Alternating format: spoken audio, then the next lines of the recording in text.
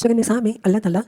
जब दुश्मन का ख़तरा हो या जंग की कोई सिचुएशन हो, उसमें मुसलमानों को नमाज को मुख्तसर करने की ख़ुसूसी तौर पे इजाज़त देते हुए फरमाते हैं। और जब तुम लोग सफ़र के लिए निकलो तो कोई हर्ज नहीं अगर नमाज को मुख्तसर कर दो, खसूसन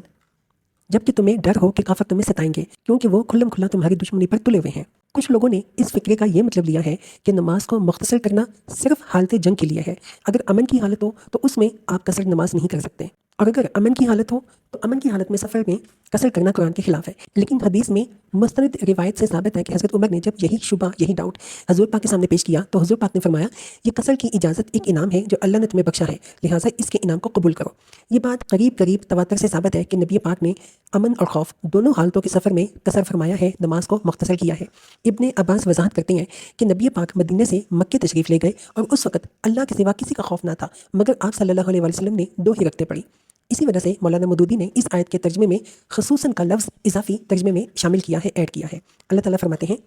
वइज़ा दरबतुम फिल अर्दि फलैसा अलैकुम जुनाहुन अन तक़सुरू मिनस्सलाह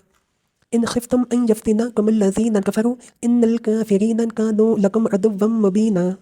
आगे अल्लाह ताला फरमाते हैं, और ए नबी जब तुम मुसलमानों के दरमियान हो और हालत जंग में उन्हें नमाज पढ़ाने खड़े हो, यानी मैदान जंग में मुसलमान जंग की हालत में है और नमाज का वक्त हो गया है और नबी पाक सहाबा काम के अंदर मौजूद है, तो हदायत की जा रही है, और ए नबी जब तुम मुसलमानों के दरमियान हो और हालत जंग में उन्हें नमाज पढ़ाने के लिए खड़े हो। कुछ उलमा ने इन अल्फाज से ये ख्याल किया है कि सलात खौफ में जो जंग की हालत में पढ़ी जाती है सिर्फ नबी पाक के ज़माने के लिए मखसूस थी, लेकिन कुरान में इसकी बहुत सी मिसालें मौजूद हैं कि नबी पाक को मुखातिब करके एक हुक्म दिया गया है और वही हुक्म आपके बाद आपके जानशीनों के लिए भी है। इसलिए सलात खौफ को हुजूर पाक के साथ मखसूस करने की कोई वजह नहीं है। फिर बहुत से बड़े बड़े सहाबा से ये साबित है कि उन्होंने हुजूर पाक की बात भी सलात खौफ पढ़ी है और इस बारे में किसी सहाबी का इख्तिलाफ मरवी नहीं है। यानी चाहे हुजूर पाक हमारे दरमियान फिजिकली अवेलेबल नहीं है, प्रेजेंट नहीं है, मौजूद नहीं है और जंग की हालत बन जाती है, तो भी मुसलमान सलात खौफ पढ़ सकते हैं।